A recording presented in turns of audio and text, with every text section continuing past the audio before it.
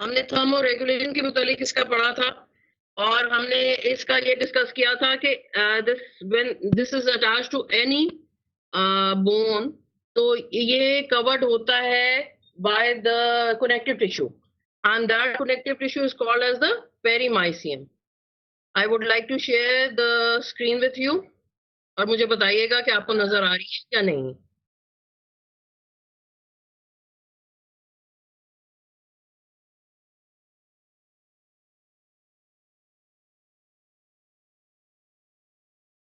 Is it clear?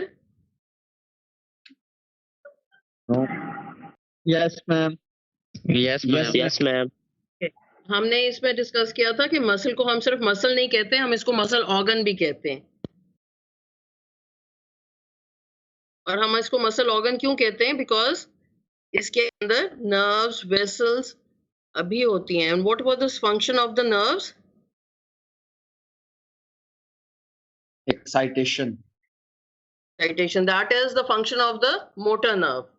अच्छा बेटा, अब the skeletal muscle, it is covered by a dense irregular connective tissue जिसको हम कहते थे epimysium. और epimysium जो basically होता है वो epi means upon and mysium means the muscle. So where was the epimysium? It was covering the whole of this muscular belly.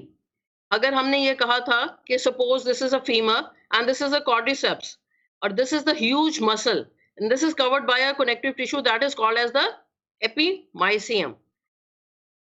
ये epimysium इसके दरमियान में fascicles होते हैं different. These fascicles they are covered by another connective tissue which is also connecting from this area to the bone. That is called as the perimysium. Peri stands for around and mysium again the muscle. ये जो fascicles होते हैं, there are so many of the fascicles in one muscle belly.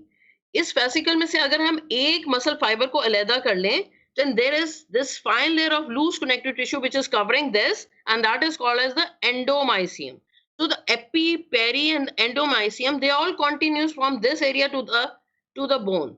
इसका फायदा क्या होता है, इसका काम क्या होता है? कल शायद probably बुशरा ने बताया था कि इसका काम ये होता है कि whenever this muscle contracts, this connective tissue is attaching this muscle belly to the bone and it forms at this area a tendon. जिसकी वजह से when this muscle is contracting, this tendon is pulling the bone towards itself. So there are two types of areas जहाँ पे muscle attached होता है. एक muscle attached होता है एक ऐसी bone के साथ जो fixed होती है और the other bone is the movable one. तो जो fixed वाली होती है वो तो move नहीं करेगी. That is जो area जिसको हम anatomy में origin कहते हैं कि muscle originates from that area. जहाँ insertion हुई होती है वो bone origin वाली bone की तरफ move करती है. So that's the way we move our hands or we move our arms. ये वो photo micrograph है, बहुत large enlarge की हुई है. It shows the epimysium here and then there is this perimysium और फिर ये endomysium होती है जो muscle fibers के इर्द गिर्द होती है. So this is the area. अगर ये origin है and this is the insertion, तो because of the help of this tendon जो कि ये epimysium, perimysium और endomysium से consist करता है, इन सारों के ऊपर एक connective tissue layer होती है जो यहाँ constitute होके सिर्फ एक tendon बन जाती है. और जब ये move करेगा तो जब ये contract करेगा muscle तो ये वाली जो bone है ये इस तरफ move कर जाएगी. Got it? I hope so. अब आपको आवाज आ रही है? Yes, ma'am. समझ आ रही है. Yes, समझ आ रही है. Thank you. Yes, मैम हमारी आवाज आ रही है आपको? हाँ जी, मुझे आपकी बिल्कुल आवाज क्लियर आ रही है. I am in a close room with a device very near by और मैंने डिफरेंट हेडफोन्स ट्राई किए थे जो जिनमें मुझे लग रहा था कि सही आवाज आ रही है, लेकिन अनफॉर्चुनेटली उससे आपको आवाज नहीं आई. So I am just using the laptop mic now. अच्छा, एक muscle skeletal muscle is typically supplied. जी बेटा,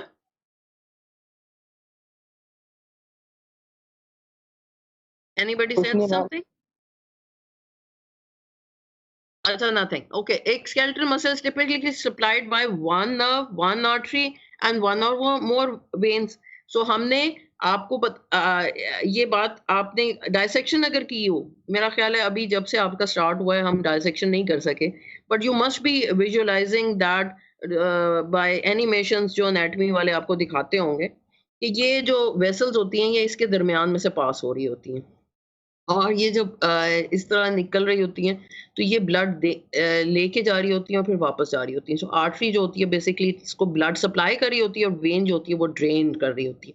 तो इसमें एंट्री और एग्जिट पॉइंट्स जो होते हैं, वो इस कनेक्टिव टिश्यू के थ्रू पेयर्स करके बाहर निकलते हैं और फिर वो एक्सटेंसिवली सप्लाई करते हैं बाद में। अच्छा, मोटर नर्व्स जो होती हैं वो स्टिमुलेट करती हैं मसल फाइबर्स टू कॉन्ट्रैक्ट, और जो न्यूरॉन का एक्सॉन होता है वो ब्रांच करता है, और वो जब मसल के साथ जॉइन करता है तो हम इसको न्यूरोमस्कुलर जंक्शन कहते हैं। What is a synapse? Synapse is a connection between two neurons. Synapse is a connection between a neuron and a muscle. तो जो इसको अगर मॉडिफाई किया जाए तो हम इसको न्यूरोमस्कुलर जंक्शन कहते हैं। Otherwise synapse is between the two neurons. Capillary beds जो होती हैं वो सराउंड करती हैं मसल फाइबर्स को, और जो कैपिलरी बेड्स हैं वो क्या प्रोवाइड करेंगी? वो लार्ज अमाउंट्स ऑफ एनर्जी लाएंगी, क्योंकि ब्लड का काम है आपकी एक जगह से दूसरी जगह ट्रांसपोर्ट करना। सर्कुलेशन का मेन काम, जो अगर आपसे पूछा जाए what is the main function of the circulatory system, तो हम कहेंगे it is the transportation of क्या? Energy, of the waste materials, of the hormones. तो मसल्स को ये कैपिलरी बेड्स एनर्जी प्रोवाइड करती है, और एक्सटेंसिव वास्कुलर नेटवर्क उस जगह पे डिलीवर ज्यादा हो जाता है जो हमारे मसल्स ज्यादा वर्क करते हैं। तो necessary oxygen and nutrients provide किया जाते हैं और मेटाबॉलिक वेस्ट प्रोडक्शन से रिमूव की जाती हैं। Most of them they span the joints, यानी ये जॉइंट्स के ऊपर ओवरऑल कवर किया होता है इन्होंने, and they are attached to the bone. जहां पे the muscle is attached to the immovable, that is the fixed bone, then this is called as the origin. और जौन सी अटैचमेंट मूवेबल बोन पे होती है, दैट इज द इंसर्शन। अब जब biceps है, इसका एक लॉन्ग हेड होता है और एक शॉर्ट हेड होता है। दोनों ये आपको एनाटॉमी वाले ज्यादा आपको ऑब्वियसली इसका बताएंगे, लेकिन हमने इसमें डिस्कस ये करना है कि एक ओरिजिन होगा और एक इंसर्शन। यहाँ पे आपका क्या ख्याल है, ये ओरिजिन है या ये इंसर्शन है? The upper part is the origin और the lower is the origin? Obviously इसमें तो मैंने मार्क कर दिया कि ये दिस इज द ओरिजिन। ये वाला तो मूवेबल होगा और ये वाला इमूवेबल होगा। So this is the way the muscle, whenever it contracts, it is with the help of this tendon that this arm will move up. ठीक है? Origin हो गई less movable, insertion हो गई more movable. So muscle attachments, they can be direct or indirect. Direct तो less common होती हैं, जैसे एपिमाइसियम वो फ्यूज हुई होगी पेरियोस्टियम के साथ या पेरिकॉन्ड्रियम के साथ। इनडायरेक्ट अटैचमेंट्स ज्यादा होती हैं और वो मोस्ट टिपिकल होती हैं। जैसे मसल कनेक्टिव टिश्यू जो है वो कॉर्ड लाइक स्ट्रक्चर, एक रोप लाइक स्ट्रक्चर में होगी तो हम उसको टेंडन कह देंगे। लेकिन अगर वो शीट बनाती है, एक शीट की तरह की होती है, तो हम उसको एपोन्यूरोसिस कहते हैं, जो कि यहाँ पे जैसे एब्डोमेन में आपको नजर आती है। मसल अटैचमेंट्स फ्लैशी हो सकती हैं, डायरेक्ट बोन मार्किंग्स इसकी वजह से डेवलप हो जाती हैं। और अगर हम इसकी माइक्रो एनाटॉमी करें तो एक skeletal muscle, it is known कि skeletal muscle can be very long. इसकी diameter can be around 100 micrometres और इसकी length can be as long as 30 centimetre. और this is because of the fusion of the hundreds of embryonic precursor cells. जो myoblast होते हैं वो आपस में फ्यूज हो जाते हैं और फ्यूज होके फिर ये मसल फाइबर्स बनते हैं। और cell it is fusion of many others, तो इसको हम सिंसिटियम भी कहेंगे। एक स्केलेटल मसल में बहुत सारे न्यूक्लियाई होते हैं, they have multiple nuclei skeletal muscle में। Why? You can see over here there are multiple nuclei. Why does a single skeletal muscle fiber have multiple nuclei? It is formed from multiple blasts.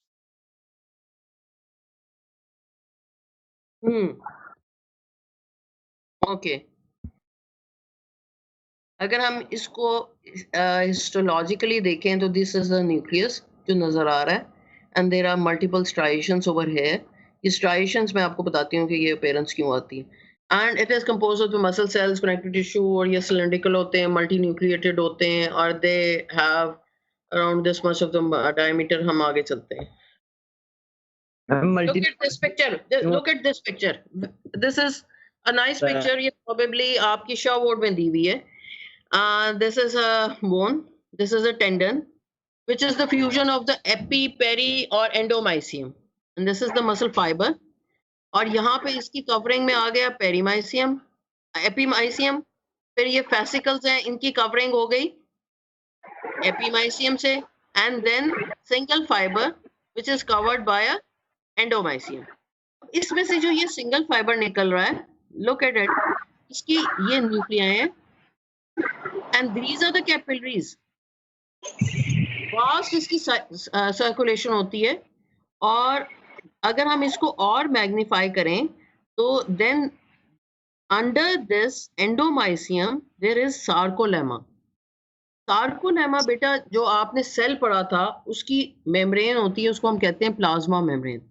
लेकिन वही plasma membrane जब muscle fibre में आती है तो हम उसका नाम सार्कोलेमा लेते हैं.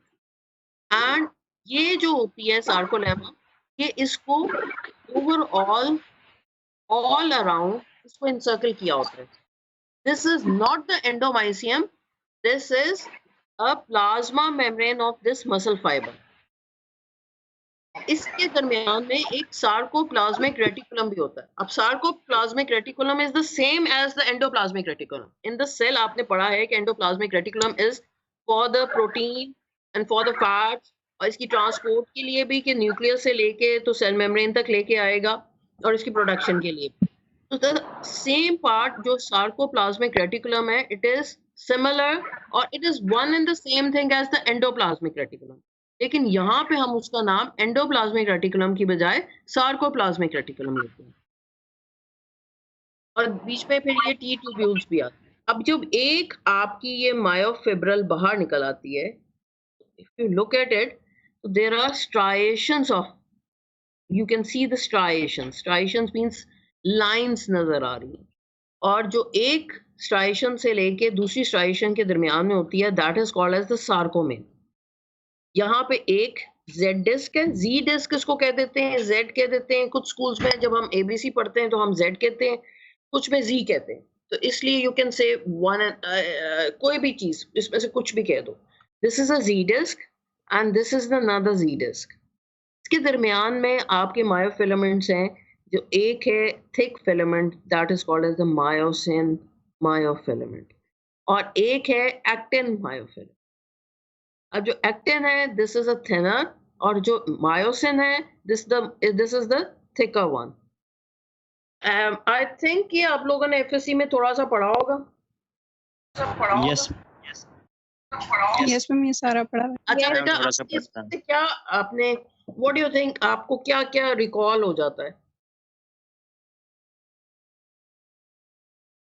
I band, A band, H zone. अच्छा एक minute. What is an I band? What do you understand by an I band?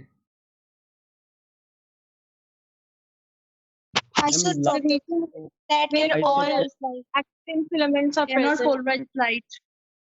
अच्छा, और A band? Dark It can polarize light. होता है. अच्छा, Dark लाइट का होता है, आपने वो याद रखा हुआ है. M line क्या होती है? Ma'am central line, Midline of the- myosin filament. अच्छा, what do you understand? Exactly. Myosin filament को कौन एक्सप्लेन कर सकता है? मैं सिर्फ ये देखना चाह रही हूँ व्हाट डू यू नो, और फिर हम उससे आगे चलें. It's a double polypeptide and it has a globular head at its terminal. और anything else? नहीं. And it has actin filament binding sites. और ये contract करते हैं और muscle movement. Act like cross bridge. अच्छा, एक्टिन की कंपोनेंट्स क्या है? Two polypeptide. एक्टिन बेटा, एक्टिन के Troponin, tropomyosin, और चलो वेरी Troponin. गुड, आगे आगे चलते हैं। अच्छा, अब यहाँ पे सबको नजर आ गया कि this is a G disc, this is another G disc. इसके दरमियान में आपको ये एरिया नजर आ रहा है जो ग्रीनिश कलर का, so this is the A band. ये आपने कहा कि ये डार्कर है और ये एन आइसोट्रोपिक है, तो हम इसको कहेंगे कि ये ए बैंड है। और this shows this myosin filament and this area जो पर्पलिश या इंडिको कलर का आपको नजर आ रहा है, that is the actin myofilament यहाँ पे। और ये वाले जेड डिस्क के साथ this actin myofilament is attached, लेकिन this area is the free floating one. लेकिन मायोसिन फिलामेंट यहाँ पे सेंटर में मौजूद है, लेकिन this is also attached by a titin filament. Can you see the spring-like area? This is called as the titin filament.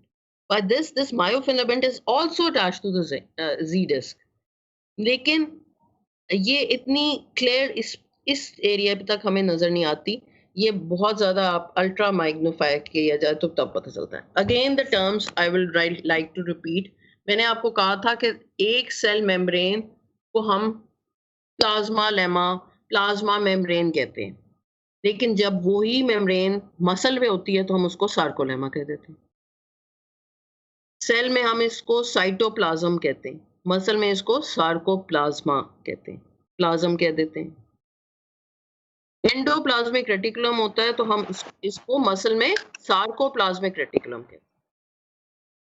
Muscle fibre plasma membrane is also known as sarcolemma और इसका cytoplasm is known as the sarcoplasm.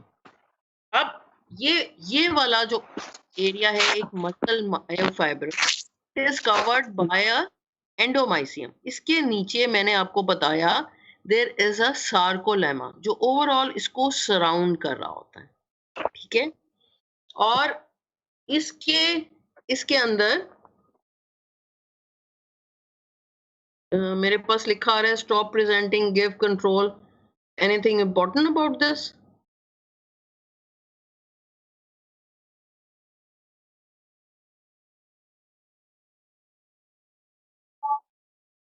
No, अच्छा okay. अच्छा, इसमें sarcoplasmic reticulum मौजूद होता है जो basically transport करता है different substances from one area to the another.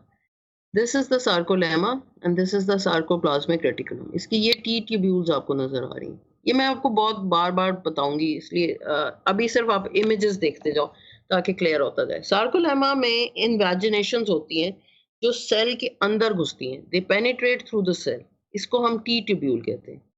तो सार्कोलेमा जो होता है ये ऐसे इन्वेजिनेट करता है, ये ऐसे अंदर एक ट्यूब की तरह पेनिट्रेशन करता है, इसको हम कहते हैं टी ट्यूब्यूल।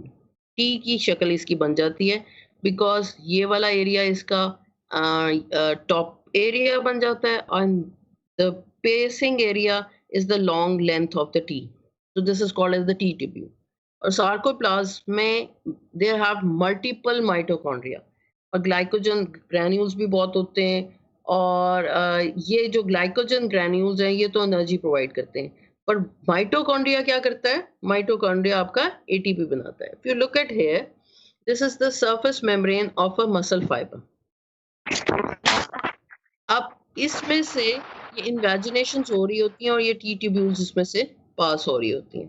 इसकी ये लैटरल सैक्स बनती हैं और ये सेंटर में ये आपकी टी ट्यूब्यूल आती है, ये जो रेडिश कलर की आपको नजर आ रही है। ये जो सार्कोप्लाज्मा है प्लाज्मिक रेटिकुलम, ये एक मेशवर्क बनाता है और जब ये टी ट्यूब्यूल के करीब आता है तो ये डायलेटेड एरिया बना देता है जिसको हम सार्कोप्लाज्मिक सिस्टर्ना कहते हैं। ये लैटरल सैक्स बन जाती है। आप इसको सिस्टर्ना कह दो, आप इसको सैक्स कह दो, आप इसको dilated ends of the sarcoplasmic reticulum कह दो, it is one and the same thing. और इसको इसी तरह समझ लेना।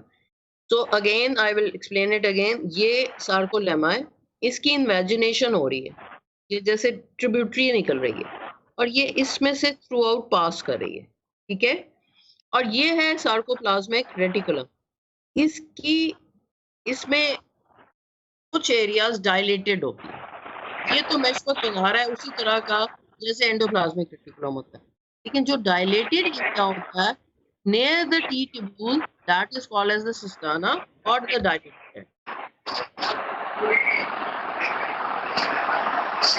ये जो सार्कोप्लाज्मिक रेटिकुलम होता है, इसका काम क्या होता है?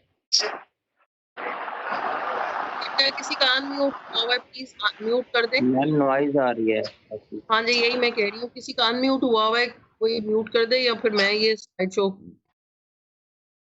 म्यूट कर दीजिए प्लीज। आसिम अकबर कोई है यार, आसिम माइक अनम्यूट कर दो। Thank you, thank you. अच्छा, so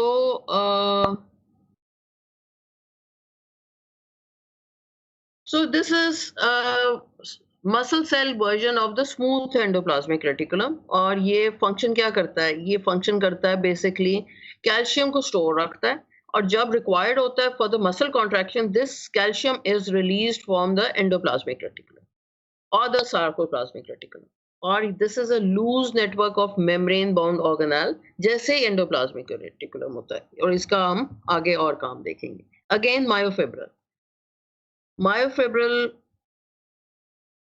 it's a rod like structure, और ये एक्सटेंड करता है throughout the length of the cell, और ये बेसिकली इसकी large tubules of protein structures होती हैं, इसको मायोफिलामेंट्स कहते हैं।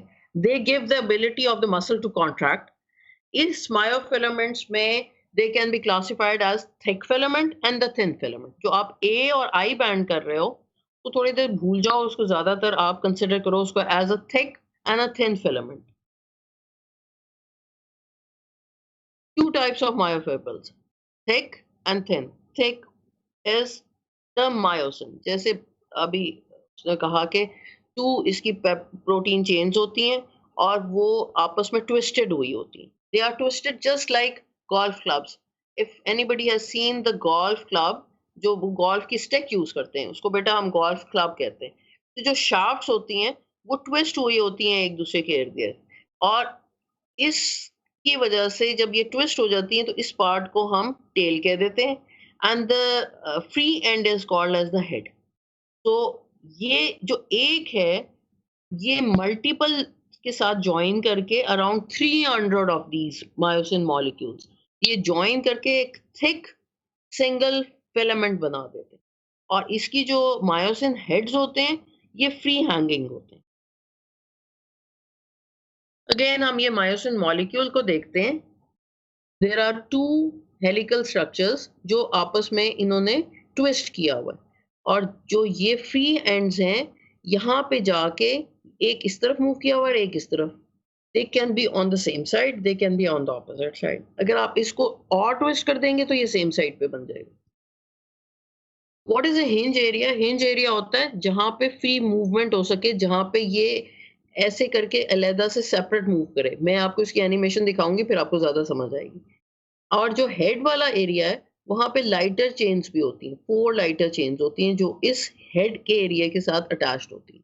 Again this is a myosin molecule, और इसमें 2 हेलिकल चेन्स हैं जो आपस में ट्विस्ट हुई हुई है, और this is the head area जिसके साथ 4 लाइट चेन्स भी हैं। और जैसे अभी हमने डिस्कस किया कि इसमें एक्टिन बाइंडिंग साइट भी होती है, जो जाके जिसकी अफिनिटी होती है, जिसकी अट्रैक्शन होती है टू द एक्टिन, और एक्टिन का भी एक स्पेसिफिक एरिया जिसके साथ ये बाइंड करता है। ओके, ये जो मायोसिन का जो हेड होता है ना, इसमें एक और एरिया भी होता है जिसको हम कहते हैं एटीपीएस साइट। यहाँ पे एटीपीएस एटीपी आके अटैच होता है, और फिर मैं आपको बताऊंगी कि इसका काम क्या है। अभी आपने सिर्फ ये याद रखना है कि इसके 2 पॉलीपेप्टाइड चेन्स हैं जो आपस में इसकी ट्विस्ट हुए हैं, और उस ट्विस्ट होने की वजह से टेल बनी हुई है, और इसकी एक एंड पे हेड है, और हेड की 2 साइड्स हैं, एक एक्टिन की अफिनिटी है और एक एटीपी की। अब जो ट्विस्ट हुए हैं वो टेल बनाएंगे, और इस तरह जब ये ज्वाइन हो जाती है इस तरफ से और इस तरफ से, तो ये सेंटर में आपकी एक थिक फिलामेंट बन जाती है, और इसमें बहुत सारे मायोसिन मॉलिक्यूल्स अटैच होते हैं, और फिर एक थिक फिलामेंट बनती है। जो थिन है उसके 3 मेन पार्ट्स हैं, एक एक्टिन, एक ट्रोपोमाइसिन और एक ट्रोपोनिन। तो जो थिन फिलामेंट है वो भी लॉन्ग हेलिकल डबल स्ट्रैंड है। इसमें ये जी एक्टिन मॉलिक्यूल्स, इनका अलग-अलग एक नाम है, इसको हम जी एक्टिन मॉलिक्यूल कहते हैं। ये these G actin molecules, they all join together and then they form the F actin. These G actin molecules, जो ये आपको molecules नजर आ रहे हैं, they join together and then they form the F actin. And this strand is a polymer और ये beads की appearance इसकी देता है। इसकी वजह से ये जो beads की appearance इसको हम actin कहेंगे। एक actin सब यूनिट पे एक myosin binding site होता है और जो मायोसिन बाइंडिंग साइट होता है उसको ऊपर कवर किया होता है बाय द स्ट्रोपोमाइसिन। हर वक्त ये मायोसिन का हेड जाके इस एक्टिन के साथ अटैच नहीं हो सकता, इसको कवर किया होता है बाय अनदर पॉलीफिलामेंटस प्रोटीन जिसको हम ट्रोपोमायोसिन कहते हैं। जब कॉन्ट्रैक्शन स्टार्ट होती है तो दिस ट्रोपोमायोसिन अनकवर हो जाता है, ये मूव कर जाता है अपने एरिया से और वो जो मायोसिन बाइंडिंग साइट होती है जो मायोसिन के साथ अटैच होगी, जिसको एक्टिन बाइंडिंग साइट भी कहेंगे, वो अनकवर हो जाएगी और उसके साथ जाके मायोसिन अटैच हो जाएगी। मैं अभी आपको दिखाऊंगी, अभी आप सिर्फ सुनते जाओ। Both this actin and the tropomyosin, ये एक इसके साथ एक और प्रोटीन भी होती है जिसको हम ट्रोपोनिन कॉम्प्लेक्स कहते हैं और ये 3 बेसिकली प्रोटीन्स के साथ बनती है। इसके लिए इसको हम एक कॉम्प्लेक्स भी कहते हैं, इसको नाम है ट्रोपोनिन कॉम्प्लेक्स। ये है F actin filament. This is composed of G actin molecules और these G actin molecules after around 2.5 G actin molecule, यानी 2 पे नहीं होगा, 2.5 के बाद यहाँ पे कहीं करके एक बाइंडिंग साइट आएगी। This binding site is covered by another filamentous protein that is called as the tropomyosin, जो इसको ऐसे करके ट्विस्ट की हुई है, जो रोप की तरह आपको लग रही है। And then the third part is the troponin. उसकी 3 अलग से कंपोनेंट्स होते हैं। एक ट्रोपोमायोसिन के साथ अटैच हुआ होता है, कैल्शियम के साथ अटैच होगा और एक एक्टिन के साथ अटैच होता है। तो इसकी 3 सब यूनिट्स होते हैं। बेसिकली जब कैल्शियम आता है तो वो कैल्शियम आके इसके साथ अटैच होता है और जब भी 2 प्रोटीन्स आपस में मिलती हैं तो उसमें एक कन्फर्मेशनल चेंज होता है। कन्फर्मेशनल चेंज का मतलब होता है कि उसकी शेप चेंज हो जाएगी। तो जब उसकी शेप चेंज होती है तो ये थोड़ा सा मूव कर जाता है अपनी पोजीशन से। जब मूव कर जाता है तो वो ट्रोपोमायोसिन को अपने साथ लेके जाता है, क्योंकि एक एरिया इसका ट्रोपोमायोसिन के साथ अटैच्ड है। जब ये इसको अपने साथ लेके जाएगा तो भी मैंने आपको बताया ट्रोपोमायोसिन ने वो वाला एरिया जहां पे मायोसिन आके अटैच्ड होगा उसको कवर किया हुआ है, तो उसको ये अनकवर कर देगा और मायोसिन उसके साथ जाके अटैच हो जाएगा। Look at this picture. आपकी बुक्स में ये सब कुछ एक्सप्लेन हुआ होगा लेकिन इतने डायग्राम्स नहीं दिखाए होंगे। सो आई वुड लाइक आप अभी सिर्फ डायग्राम्स देखें, कल हम इसकी कॉन्ट्रैक्शन पे ज्यादा बात करेंगे। अगेन मैंने कहा actin is composed of 3 main proteins. एक एक्टिन हुई, एक ट्रोपोमायोसिन हुई और एक ट्रोपोनिन। अगर हम एक्टिन की सिर्फ बात करें तो this is an F actin strands और F actin strands is basically composed of what? G actin molecules. Look at over here, globular molecules, and they are the G actin molecules. G actin molecules are all joined together and they form the F actin strands. इसके ऊपर क्या मौजूद है? ये जो रोप like इसके ऊपर twist कर रहा है ट्रोपोमायोसिन। ट्रोपोमायोसिन का काम क्या है? ये this is a viva question और आपके जब एग्जाम होगा तो एमसीक्यू में भी आएगा। ट्रोपोमायोसिन का काम क्या है? ट्रोपोमायोसिन का काम है कि उसने इस बाइंडिंग साइट को कवर किया हुआ है, उसको छुपा के रखा हुआ है और जब ये अपनी जगह से मूव कर जाएगा तो ये एरिया अनकवर हो जाएगा और मायोसिन हेड आके अटैच हो जाएगा। अच्छा, अब इस एक्टिन में एक और कंपोनेंट है that is called as troponin. तो ट्रोपोनिन के 3 पार्ट्स हैं। एक ट्रोपोमायोसिन के साथ अटैच्ड है, एक की अफिनिटी कैल्शियम के साथ है और एक की अफिनिटी मींस लव, अट्रैक्शन है टुवर्ड्स द एक्टिन। सो इसकी 3 पार्ट्स हैं, ITC। I एक्टिन के साथ है, T ट्रोपोमायोसिन के साथ है और C कैल्शियम के साथ है। सबको ये बात समझ आ गई है? Yes, ma'am. Yes, ma'am. Yes. को समझ नहीं आई, एक्टिन का स्ट्रैंड का क्या नाम मैंने बताया? F actin strand. शाबाश। एफ एक्टिन स्ट्रैंड कौन से मॉलिक्यूल से बना? G actin G molecule. G actin molecule के ऊपर क्या चीज मौजूद है? Myosin. मायोसिन नहीं, Tropomyosin binding. Binding site. Tropomyosin. Binding site का किस चीज से कवर्ड है? Myosin binding site. किस चीज से कवर्ड है? Tropomyosin. ट्रोपोमाइसिन से। गुड। ट्रोपोनिन के 3 पार्ट्स बता दें। ITC. ITC, I stands for Inhibitory. Affinity for actin. okay. T stands for, Tropomyosin. and the C stands for Calc. calcium. Very good. Okay, and this is another picture. ये बहुत ज़्यादा magnify किया हुआ है. Look at here. This is the myosin filament, thick filament, and it has these multiple myosin molecules on the myofilaments. और ये आपस में ट्विस्ट हुए हैं और इसके ऊपर मौजूद है ये इसका मायोसिन का हेड, और इसके ऊपर मौजूद है एक एटीपी बाइंडिंग साइट. एटीपी इस पे बाइंड होगा और फिर पावर स्ट्रोक होगी, वो मैं बाद में बताऊंगी. अभी सिर्फ ये याद रखो लो कि इसके ऊपर 2 साइट्स हैं, एक एक्टिन के साथ बाइंड करेगी और एक एटीपी के साथ. और ये है आपका एक्टिन का फिलामेंट, जो बिल्कुल ऐसे लग रहा है जैसे वो बोलिंग बॉल. अगर आप लोगों ने जब बोलिंग एली में गए होगे तो बोलिंग बॉल्स नजर आ रहे हैं जैसे जी एक्टिन मॉलिक्यूल्स हैं, और उसके ऊपर ये ट्रोपोमायोसिन है और ये ट्रोपोन. तो एक myofibril is made up of thousands of repeating individual units. इसको हम सार्कोमेयर कहते हैं, और sarcomere consists of from one Z disk to another Z disk. इसको हम सार्कोमेयर कहते हैं, और इसकी बेसिकली एक सिस्टमैटिकली एक ऑर्डर्ड अरेंजमेंट होती है थिक और थिन फिलामेंट. जो थिन फिलामेंट्स हैं वो आपको ये पिंकिश में नजर आ रहे हैं, और जो थिक है ये आपको पर्पलिश या इंडिगो कलर में नजर आ रहे हैं. अब अगर ये वाली पिक्चर आपको एग्जाम में ड्रॉ भी करनी आनी है, और अभी आपका ऑनलाइन है लेकिन अभी इंशाल्लाह कॉलेज खुल जाएगा, तो प्लीज जब हम ये पढ़ रहे हो तो आप इन डायग्राम्स को ड्रॉ करना भी सीखो. This is not very difficult. ये आपने जेड डिस्क की तरह बिल्कुल ऐसे ही बना देना, और यहाँ से एक्टिन को ज्वाइन अटैच कर देना है, एंड देन सेंटर में आपने एक और कलर से मायोसिन फिलामेंट को बनाना है, और ये वाला फिर अगेन एक्टिन आ जाएगा सेंटर में. आप just remember this actin filament is not joined, और सेंटर में दीज मायोसिन हेड्स भी नहीं होते. ये भी मैं आपको इसकी सिग्निफिकेंस बताऊंगी कि ये क्यों नहीं होते.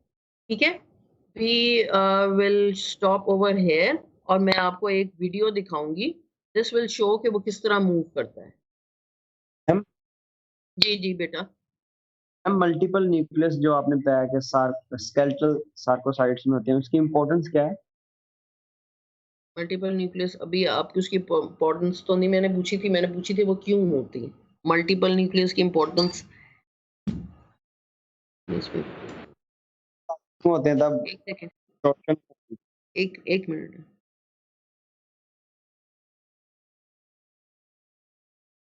Can you see this? Can you see this? Yes, ma'am. Yes, ma'am. Yes ma'am. अच्छा, अब मैं इसको ऑन करूंगी, मुझे ये बता देना इसकी आवाज आ रही है या नहीं. अगर नहीं आ रही तो मैं दोबारा बताऊंगी. ठीक है. Okay, ma'am.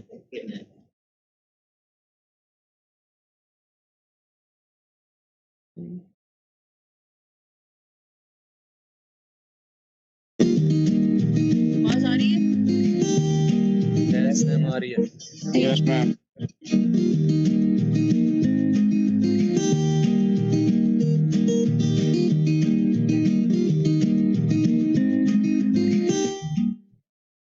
Skeletal muscle. Each skeletal muscle is an organ made up of skeletal muscle fibers, connective tissue coverings, blood vessels, and nerve fibers. Structure of the skeletal muscle. Connective tissue coverings. Each muscle fiber of the skeletal muscle is wrapped in a thin, delicate layer of connective tissue called endomysium. Many muscle fibers are bundled together into groups called fascicles. Each fascicle is wrapped in a second layer of connective tissue made of collagen called perimysium.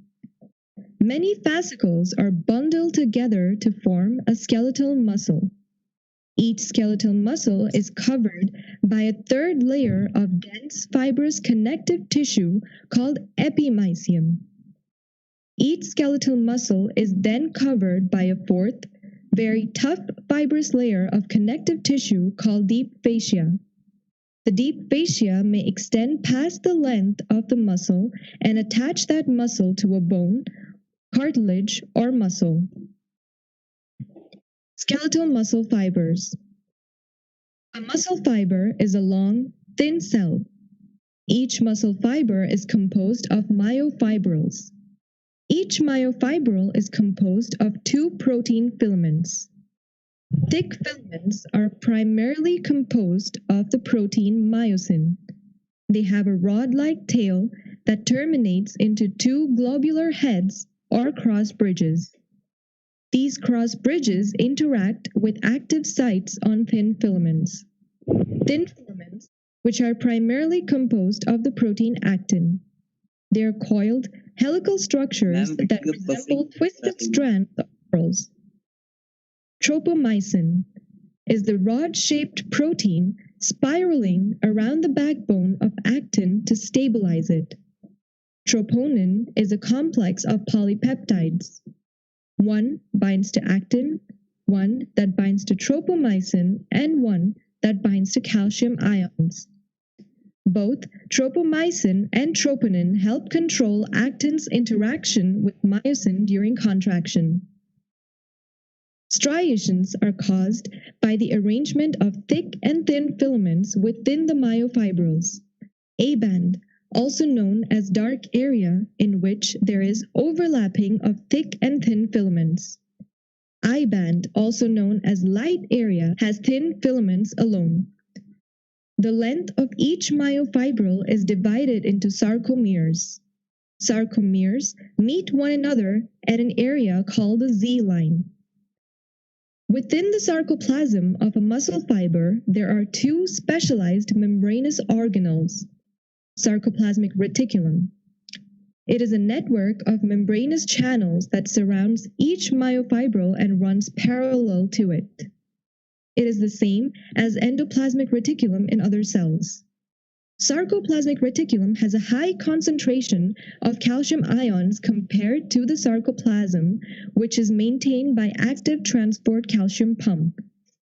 When stimulated by muscle impulse, membranes become more permeable to calcium ions and calcium diffuses out of the sarcoplasmic reticulum into the sarcoplasm. Transverse tubules. They are a set of membranous channels that extend into the sarcoplasm as invaginations continuous with muscle cell membrane, the sarcolemma. Transverse tubules are filled with extracellular fluid and extend deep into the cell. Each transverse tubule runs between two enlarged portions of sarcoplasmic reticulum called cisternae. These structures form a triad near the region where actin and myosin overlap. Sarcoplasmic reticulum and transverse tubules are involved in activating the muscle contraction mechanism. Because one transverse tubule is associated with two sarcoplasmic reticulum, they are termed as the triad.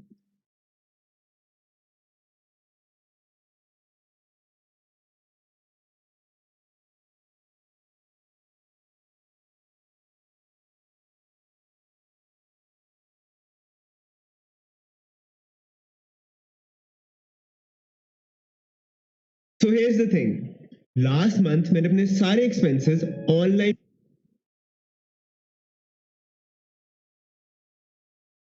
Okay बेटा, आप लोगों को सबको समझ आ गई है? Yes, ma'am. Yes, ma'am. Yes, ma'am. Yes, ma'am. Yes, ma'am. Ma'am attendance link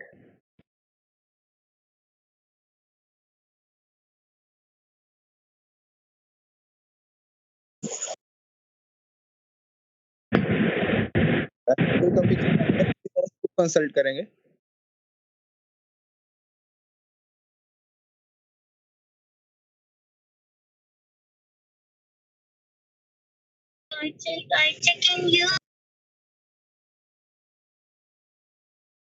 ma'am आपकी आवाज नहीं आ रही।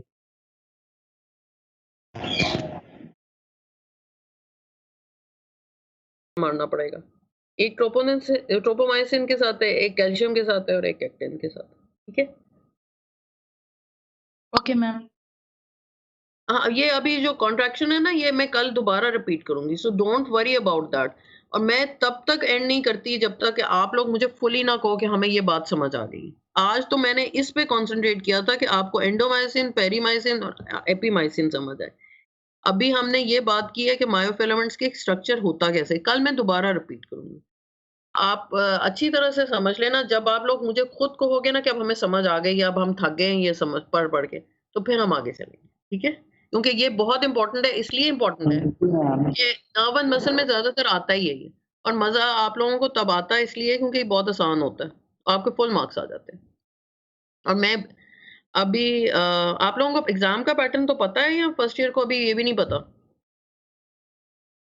मैम नहीं पता।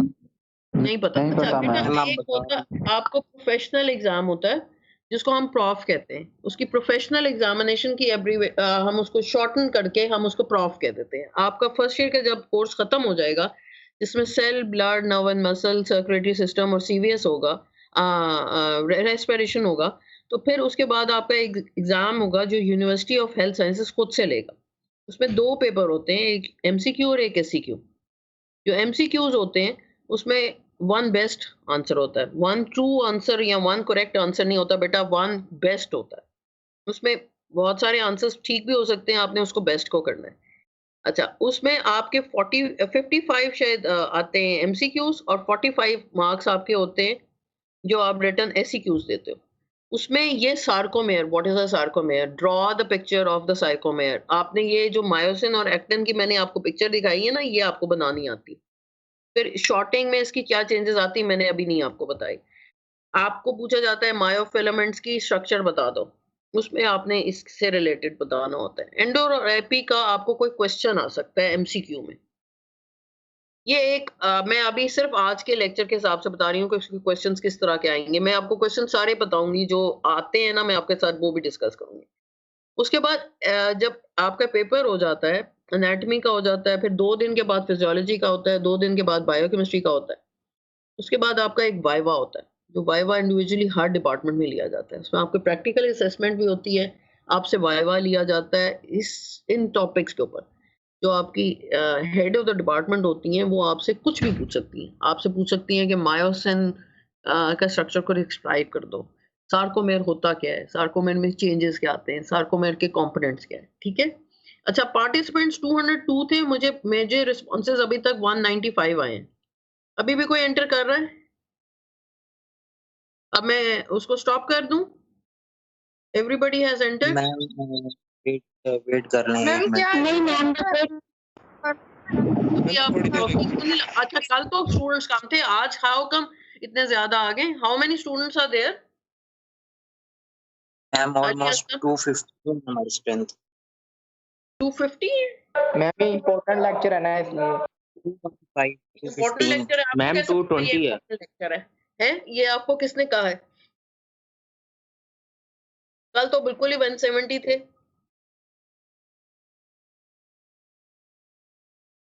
अच्छा, टेल मी, हम इसको इम्प्रूव किस तरह किया करें इंटरेक्शन को?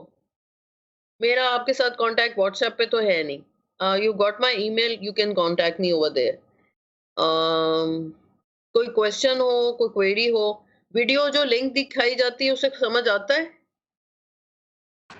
Yes ma'am. ओके, अगले हफ्ते क्विज ले लिया करें, उससे अच्छा समझ आ जाता है। ठीक है, पहले मैंने बताया, फिर वो हुआ, और फिर हम एक क्विज भी ले लिया करेंगे। उसकी मैं आपको it will be just like a play. हम उसको उसकी आपकी इंटेलिजेंस असेसमेंट में काउंट नहीं करेंगे, लेकिन एक वो फन टाइम हो जाएगा। अगले हफ्ते लूंगी मेरा ख्याल था, लेकिन विदाउट टेलिंग यू कि किस दिन होगा। ऐसे ठीक है या बताऊं? मैम बता दे। अच्छा ठीक है, अगले हफ्ते जैसे आपको ठीक लगे। अच्छा, ये 10 बजे वाला टाइम ठीक है आप लोगों को? Yes ma'am. Yes ma'am. Okay ठीक है। अच्छा, अब ये अब मैं बंद कर दूं? Should we leave? It's around 11 o'clock now. 2 and 4. Yes, ma'am. Yes. Thank you, Okay. ma'am. Okay. Allah Hafiz. Enjoy yourself today. लेकिन कल जो मैं पढ़ाऊंगी उसके बाद आपने रिवाइज करना होगा वीकेंड पे, ठीक है? यस मैम मैम बहुत Okay, Yes, Allah ma'am. Yes ma'am अल्लाह हाफिज ओके मैम हाफिज। एंजॉय किस तरह का Enjoy किस तरह करना है? ये खुद सोचो कैसे enjoy करना है.